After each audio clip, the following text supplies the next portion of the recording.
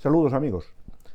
En nuestro audio de hoy vamos a hacer un recorrido por uno de los hechos y acontecimientos más importantes que se desarrollaron a lo largo de buena parte del siglo XIX e incluso llegaron a bien entrado el siglo XX. Me refiero al fenómeno del carlismo tratado en sus tres vertientes, a la biografía de Carlos María Isidro, aspirante, las tres guerras carlistas y la ideología que el carlismo ha desarrollado a lo largo de su evolución. Espero que os guste y si es así que lo compartáis. Buenos días y un saludo.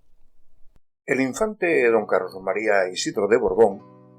ha pasado a la historia como el primer pretendiente carlista al trono de España. Nació en el Real Sitio de Aranjuez el 29 de marzo de 1788, siendo hijo del rey Carlos IV y de la reina María Luisa de Borbón.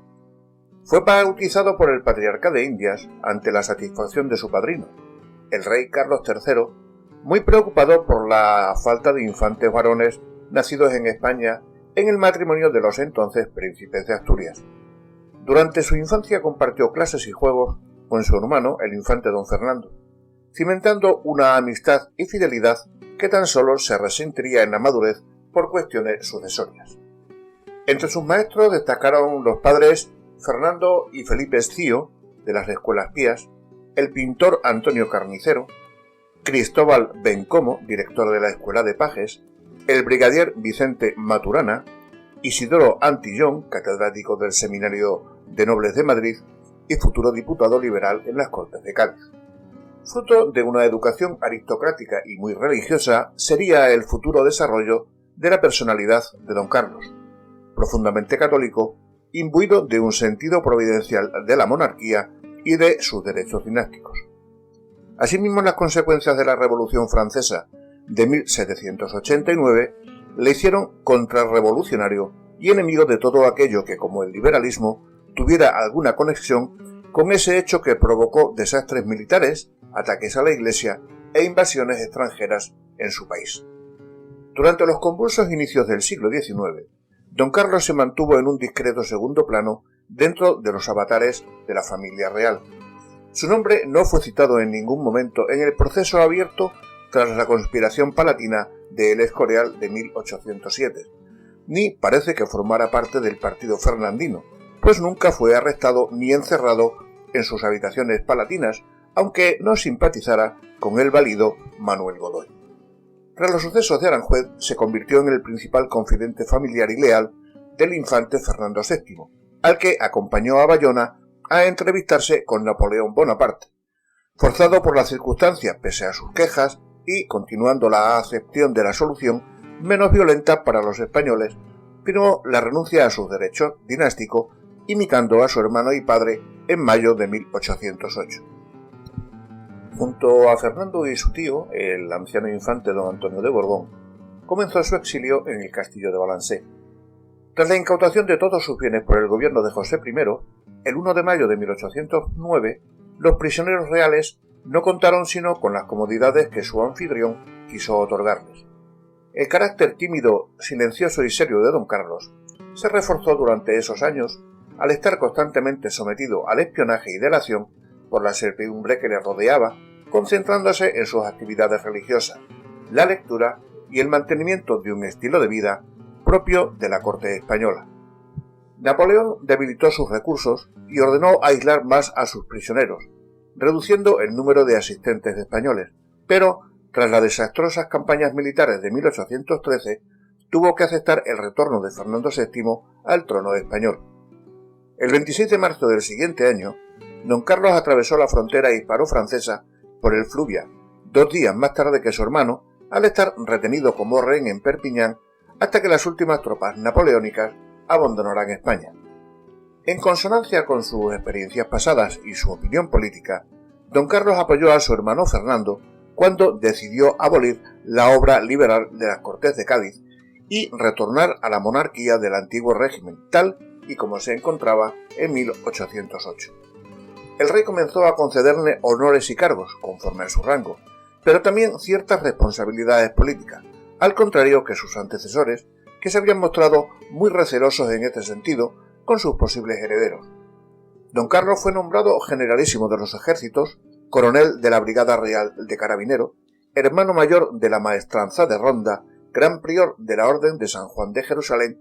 y tuvo que dirigir el Palacio Real y el control de la capital durante las ausencias cortesanas del monarca, así como presidir el Consejo de Estado y el Consejo de Guerra, siendo igualmente presidente de la Junta Suprema de Caballería, lo cual le puso en contacto con la élite política y militar durante más de 15 años. De esa manera despertó adhesiones y rechazos que se manifestarían durante la Primera Guerra Carlista. En 1816 contrajo matrimonio con la infanta portuguesa María Francisca de Braganza, con la cual tuvo 3 hijos varones, Carlos, Fernando y Juan, asegurando la sucesión al trono ante la ausencia de herederos directos del rey. De la actuación política de don Carlos siempre estuvo informado Fernando VII, o bien por sus confidentes o por su propio hermano, que en ausencia del monarca le escribió diariamente explicando sus opiniones o actividades. Pronto la élite fernandina se dividió en 2 grupos, uno reformista y partidario de ciertos cambios políticos y económicos para lograr sacar a España de la crisis general en la que se encontraba, triste herencia de la invasión francesa, y otro sector ultrarrealista decididamente contrario a cualquier mutación que se inspirara en principios liberales y tardo ilustrados. A los miembros de este último les pareció que don Carlos comulgaba con sus ideales, por su defensa de la monarquía pura, la tradición y costumbres seculares, la defensa del papel activo de la Iglesia en la vida diaria y sus opiniones contrarrevolucionarias, sobre todo en temas como la reforma de la Hacienda, las amnistías políticas y la rebelión de los virreinatos americanos. En 1820 se produjo un golpe de estado militar que facilitó la restauración del sistema liberal gaditano. Don Carlos, pese a su repulsa, aceptó el cambio imitando a su hermano Fernando VII, al menos hasta que éste comenzó a distanciarse del gobierno constitucional y comenzó a preparar su caída y retorno a la plena soberanía regia, lo cual se produjo en 1823, exiliándose numerosos liberales. En la última década del reinado fernandino, la popularidad de don Carlos aumentó en el sector político ultrarrealista, enemigo hasta de los más moderados planes del gobierno para sacar al país del colapso económico, y entre las instituciones navarras y vascas por su defensa de las singularidades forales en el Consejo de Estado. Por el contrario, el sector moderado del absolutismo y el liberalismo le observaron como un obstáculo para sus planes tendentes a conseguir, tras la muerte de Fernando VII, un régimen político moderadamente reformista y liberal, siguiendo el ejemplo de las monarquías templadas de Francia, Baviera y Piamonte. Era el heredero y nada parecía obstaculizar su llegada al trono. Sin embargo, la rebelión de los Malconstents en Cataluña, donde gritaron vivas a favor de don Carlos como rey, y ciertos resquemores de Fernando VII comenzaron a debilitar sus lazos, de tal manera que sus familias comenzaron a distanciarse en la vida cortesana, lo cual alcanzó un punto de tensión con el cuarto matrimonio del monarca con la princesa María Cristina de Borbón en 1829. Los políticos afrancesados y moderados convencieron al monarca para que aceptara un cuarto matrimonio con la esperanza de que su prole alejara a don Carlos de la corona. Fernando VII aceptó la sugerencia, deseoso de tener descendencia directa.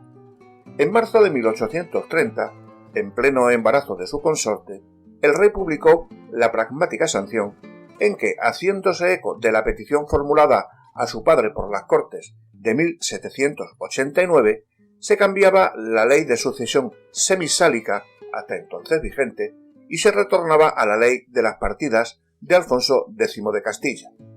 La pragmática sanción otorgaba prioridad sobre su tío a las hijas que pudieran tener los monarcas, por lo que el infante don Carlos se alejaba del trono. Nació una niña, la futura Isabel II, pero la cuestión aún podía resolverse por sí misma, pues nada impedía que la reina quedara encinta nuevamente, como así ocurrió. Pero su fruto fue una segunda infanta, Luisa Fernanda, en 1832. A partir de entonces a nadie se le ocultó el hecho de que cada candidato al trono se había convertido en la bandera de una determinada opción política. En septiembre de 1832, durante el descanso de la corte en la granja, Fernando VII cayó gravemente enfermo. Los ministros consultaron con el infante don Carlos si estaba dispuesto a aceptar la subida al trono de su sobrina, y ante su clara negativa, hicieron ver a la pareja real el peligro de que estallase una sangrienta guerra civil, pues los ultrarrealistas apoyaban claramente la sucesión masculina, los cuales todavía controlaban importantes resortes del Estado. Con el consentimiento de María Cristina, el rey derogó la pragmática sanción. Sin embargo, tras un restablecimiento parcial, Fernando VII optó por destituir al anterior ministro, formando otro compuesto por moderados defensores de la sucesión femenina, y encargó a su esposa que se hiciese provisionalmente cargo del gobierno. Los sucesos de la granja demostraron la luna claridad de los apoyos cortesanos y gubernamentales a la opción carlista. A partir de octubre, las nuevas autoridades se entregaron de inmediato a una intensa labor destinada a depurar la administración civil y militar de todo posible sospechoso de carlismo.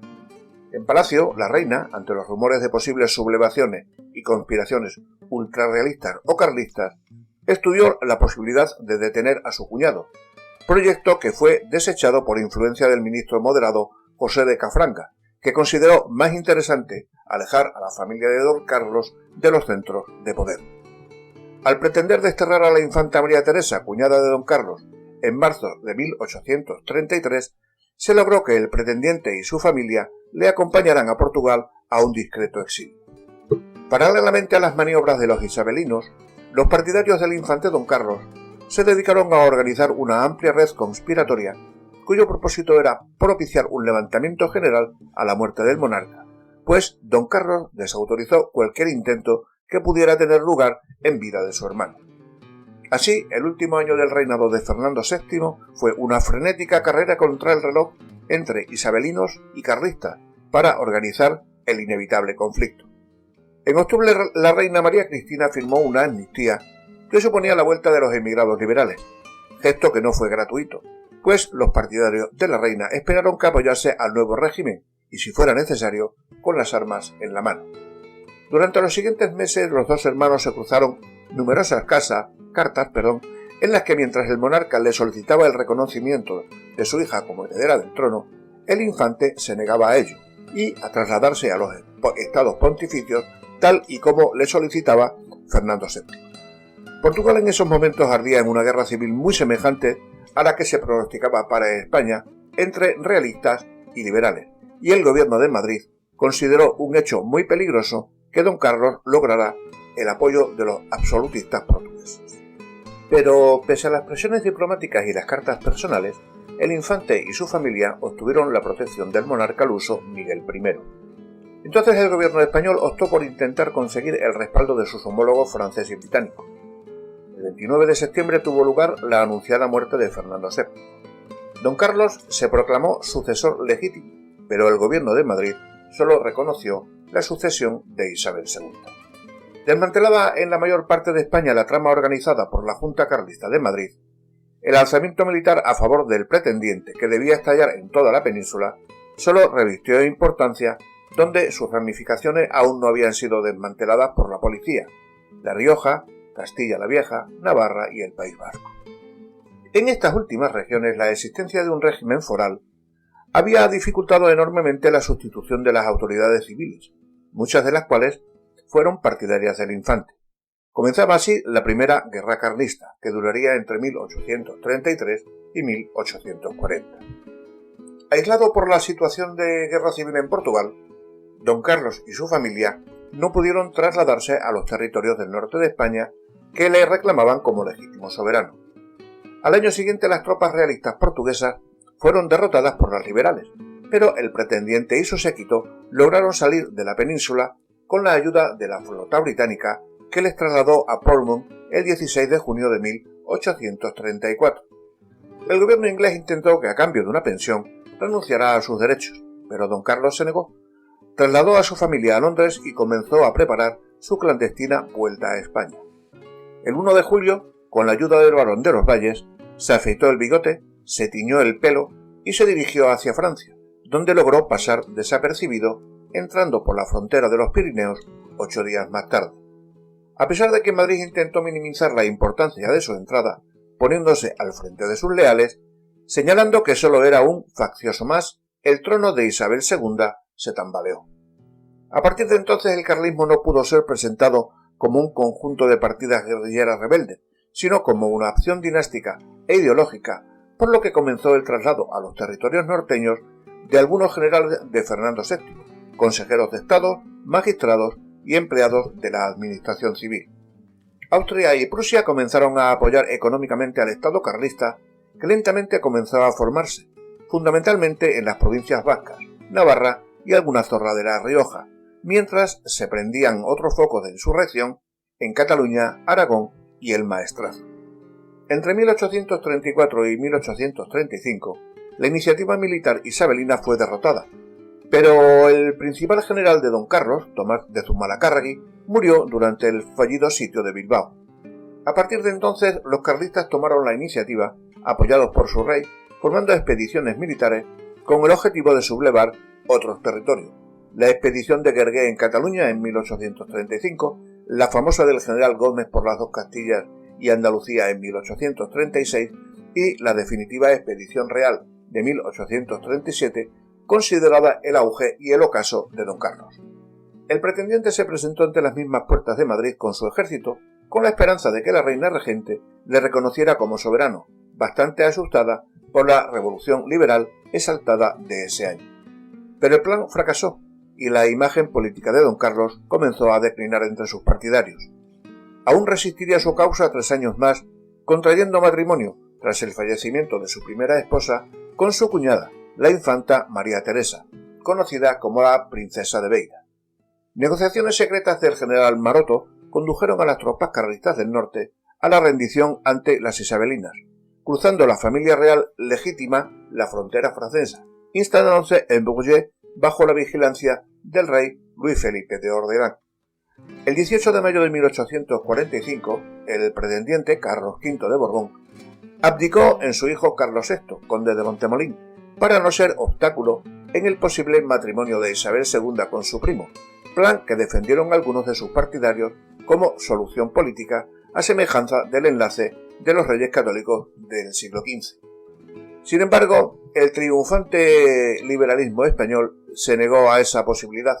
estallando al poco tiempo la Segunda Guerra Carlista, entre 1846 y 1849, nuevamente fatal para las armas carlistas. En los últimos años de su vida, don Carlos y su familia se trasladaron a Génova y a Trieste, bajo la protección del Imperio Austriaco. El pretendiente falleció el 10 de marzo de 1855, siendo enterrado en la catedral de esa ciudad adriática, que con el paso del tiempo acogería los restos de sus descendientes, convirtiéndose en el Escorial legitimista.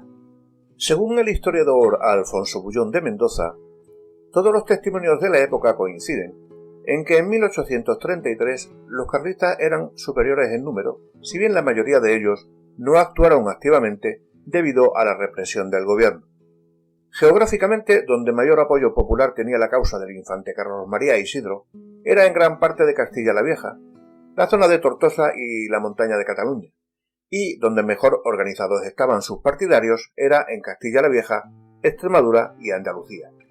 Sin embargo, donde finalmente triunfó con mayor fuerza el alzamiento carlista fue en la mayor parte de las provincias vascas y Navarra, ya que la legislación foral, que dejaba la subinspección de los cuerpos en manos de las respectivas diputaciones, había permitido que los voluntarios realistas no fueran purgados allí como en el resto de España.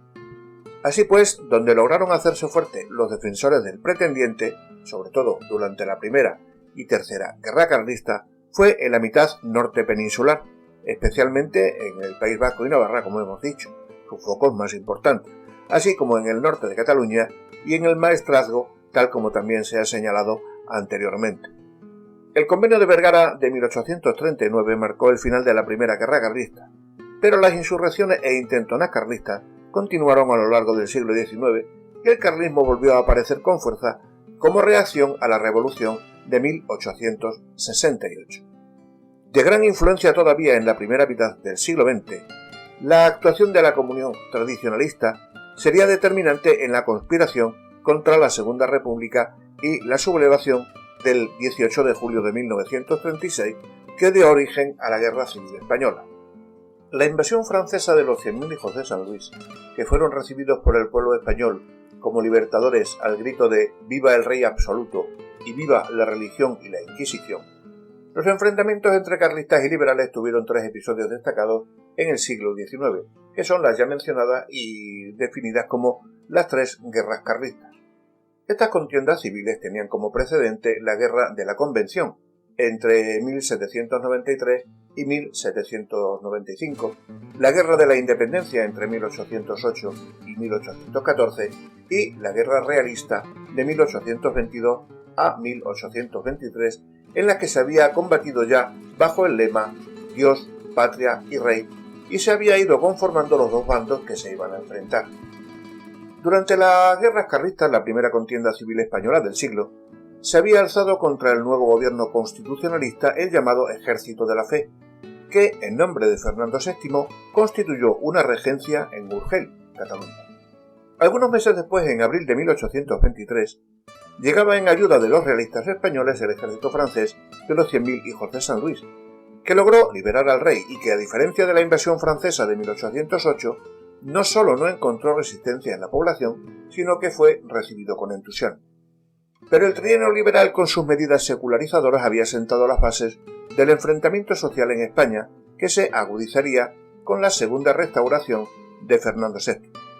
Aquel periodo inmediatamente anterior a la Primera Guerra Carlista sería conocido por la historiografía como la década ominosa, por la represión que se llevó a cabo contra los conspiradores e insurrectos liberales. Los carlistas, herederos del realismo fernandino, recordarían en años posteriores que los primeros facciosos que se habían rebelado contra el gobierno legítimo habían sido los liberales, y que el golpe de estado de Riego, que en 1820 dirigió contra Fernando VII un poderoso ejército destinado a sofocar la rebelión independentista en América, había hecho perder a España la mayor parte de sus colonias. Los liberales, en cambio, presentarían a personajes como Rafael del Riego o José María de Torrijos como héroes nacionales víctimas del fanatismo absolutista. Sin embargo, para los partidarios del antiguo régimen, aquella década despótica había supuesto asimismo una serie de concesiones al liberalismo moderado. En 1826 llegó a reaparecer un manifiesto firmado por una federación de realistas puros, que pretendía elevar al trono al infante don Carlos y derrocar a Fernando VII, si bien varios historiadores contemporáneos consideran probado que se trataba de una falsificación liberal para perjudicar al infante y enemistarlo con su hermano. En cualquier caso, en 1827 se produjo un levantamiento de los llamados apostólicos ultrarrealistas, la guerra de los malcontents, localizada otra vez en Cataluña. Los insurrectos, que creían nuevamente cautivo a Fernando VII, reclamaban, entre otras medidas, el restablecimiento de la Inquisición y protestaban contra la impunidad con que las partidas de liberales asesinaban a clérigos y realizaban todo tipo de saqueos, violaciones y crímenes contra aquellos que tachaban de serviles. En medio de este clima social, el rey Fernando VII, que preveía un gran problema sucesorio al no disponer de descendencia masculina directa, promulgó la ya conocida en 1830 pragmática sanción, por la que pretendía derogar el reglamento de sucesión de 1713, aprobado por Felipe V, comúnmente denominado como Ley Sálica, que impedía que las mujeres accedieran al trono. A los pocos meses, su cuarta esposa dio a luz una niña, Isabel, que fue proclamada princesa de Asturias. Por otra parte, según una confidencia que escribiría María Cristina de Borbón a su hija Isabel 10 años después, habría sido la infanta Carlota, liberal convencida y enemiga de Carlos María Isidro, quien presionó a Fernando VII en su lecho de muerte para que firmase la anulación del decreto derogatorio ante la falta de interés del rey agonizante y la indecisión de su esposa. Como Isabel solo contaba en ese momento con 3 años de edad, María Cristina asumió la regencia, y llegó a un acuerdo con los liberales moderados para preservar el trono de su hija frente al alzamiento de los partidarios de don Carlos. Estos se denominaron carlistas y eran favorables a la monarquía tradicional española. Sus enemigos le tildaban de absolutistas porque procedían del realismo fernandino. Entre los partidarios de don Carlos se encontraba la mayor parte del pueblo, especialmente campesinos y artesanos, sobre todo del mundo rural, que recelaban de las reformas y de las ideas ilustradas o masónicas, pero también un quinto de la nobleza española y buena parte del estamento eclesiástico, especialmente el bajo clero y el clero regular, además de algunos obispos. Los partidarios de los derechos de Isabel fueron conocidos como isabelinos o cristinos, por la regente María Cristina. El gobierno, apoyado por los liberales, encontró defensores en la población urbana, la burguesía y buena parte de la nobleza. Según Alfonso Bullón de Mendoza, desde octubre de 1832 se había establecido una auténtica dictadura policíaco-militar en España, que desarticuló la mayor parte de las tramas que habían organizado los seguidores de don Carlos para actuar tan pronto como muriese Fernando VII. Esta intensa represión permitiría el dominio cristino en la mayor parte del país. Fernando VII murió en septiembre de 1833 y el infante Carlos María Isidro de Borbón desde Portugal tomó la voz y dictado de monarca y se dirigió como tal a los secretarios de despacho, así como a los primeros tribunales, magistrados y corporaciones del reino. Como al mismo tiempo rechazó todas las mediaciones y todas las ofertas, se decretó su exclusión y la de toda su línea del derecho a suceder en el trono. De este modo estallaba la guerra civil, conocida mucho después como Primera Guerra Carlista, que sería la más reñida y sangrienta del siglo XIX. En relatos posteriores podremos hacer una visión mucho más detallada y concreta de cada una de las denominadas guerras carlistas, que como ya se ha anticipado en este audio, pues fueron tres. Unas guerras que veremos más adelante proclamaron el conflicto durante casi todo el siglo XIX, pues desde los comienzos de 1830 aproximadamente, pues se prolongaron de una u otra forma hasta el año 1876, más o menos, en que con la llegada al trono de Alfonso XII a través de la restauración de Cánovas del Castillo, que también se ha comentado en algún que otro audio, pues las llamadas guerras carlistas dejaron de tener virtualidad, aunque no por ello el movimiento carlista dejó de tener vigencia. Poca, pero de todas maneras aún se prolongó durante bastantes años, aunque su fuerza naturalmente fue disminuyendo.